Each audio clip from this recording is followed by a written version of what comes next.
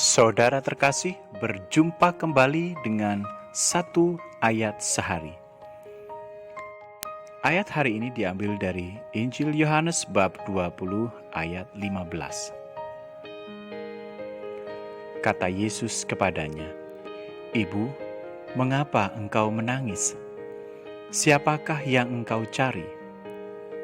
Maria menyangka orang itu adalah penunggu taman, lalu berkata kepadanya, "Tuan, jikalau Tuan yang mengambil dia, katakanlah kepadaku di mana Tuan meletakkan dia, supaya aku dapat mengambilnya." Saudara terkasih, pertanyaan Yesus terdengar sangat lembut kepada Maria. "Mengapa engkau menangis, Ibu?" Karakter ini juga kerap kita temukan ketika Yesus berkarya di tengah-tengah orang Yahudi, terutama ketika ia menyambut anak-anak. Ia menunjukkan karakter yang lemah lembut dan penuh kasih. Tetapi yang sangat mengejutkan adalah Maria Magdalena tidak mengenali Yesus yang telah bangkit. Bahkan ia mengira Yesus adalah penunggu taman. Maria belum bisa melihat bahwa itu Yesus sampai Yesus memanggilnya, "Maria!" Dan Maria menjawab, "Rabuni." Yesus bangkit dari kematiannya dan Maria tidak mengenalinya. Apakah Yesus sungguh berubah rupa dengan badan kebangkitan yang baru?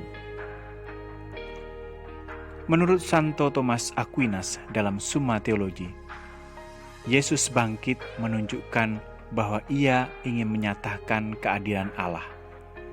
Kebangkitannya juga untuk memperkuat iman kita, memperkuat pengharapan kita, agar kita dapat hidup dengan lebih baik dan untuk menuntaskan karya keselamatan Allah. Dan Yesus bangkit dalam rupa yang bisa dilihat, diraba, dan disentuh. Tetapi sekaligus, tubuh Yesus adalah tubuh spiritual. Ia bisa mengatasi ruang dan waktu, tetapi sekaligus ia jasmania.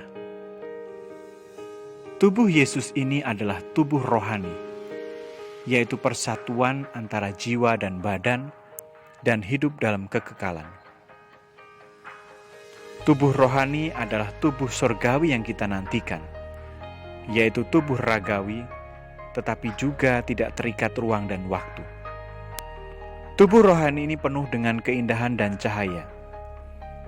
Dalam beberapa kejadian, Yesus menemui para muridnya dalam cahaya yang terang, seperti matahari.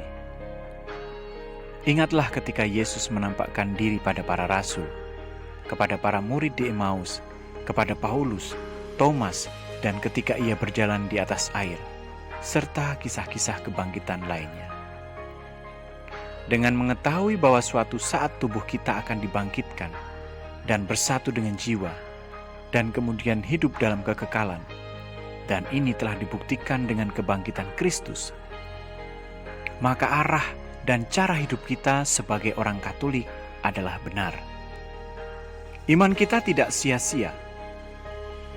Kebangkitan Kristus dalam tubuh rohani semakin menguatkan kita agar tetap bertekun dalam kasih dan senantiasa berjuang dalam kekudusan, sehingga pada akhirnya kita akan menjadi manusia baru di dalam Kristus dan hidup bahagia selamanya di surga, seperti yang telah dijanjikan oleh Yesus sendiri.